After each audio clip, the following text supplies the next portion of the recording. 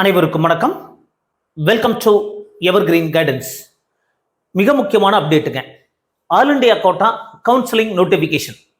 Counselling schedule release ஆகல, counselling notification வந்திருக்கு. mcc.nic.in வெப்சைட்ல இருந்து it is hereby informed that NEET UG counseling for the academic session 2024 is expected to commence tentatively from 14th of August 2024. அது 14th of August 2024 நடக்கிறதுக்கான வாய்ப்புகள் இருக்கு. அப்படிங்கும்போது August 20ஆம் தேதியிலிருந்து ஸ்டேட் கவுன்சிலிங் நடக்கிறதுக்கான வாய்ப்புகள் இருக்குங்க. அப்போ the registration process for the counseling may begin in the first week of August. August first வீக்ல ரெஜிஸ்ட்ரேஷன் பண்றதுக்கான வாய்ப்புகள் இருக்கலாம்னு சொல்லியிருக்காங்க. இது டென்டேட்டிவ் தான் சொல்லியிருக்காங்க. இதுல மாற்றங்கள் இருக்கும். என்ன காரணம் அப்படின்னா, எல்லா ஸ்டேட்டும் கவுன்சிலிங் ப்ராசஸ்க்கு தயாராகணுங்க. இப்போ பாண்டிச்சேரி ஸ்டேட் நோட்டிபிகேஷன் வந்துருச்சு. அதே மாதிரி விரைவில் தமிழ்நாடு கவுன்சிலிங் டிஎன் மெடிக்கல் செலெக்ஷன்ல இருந்து நோட்டிபிகேஷன் வரக்கான வாய்ப்புகள் இருக்கு.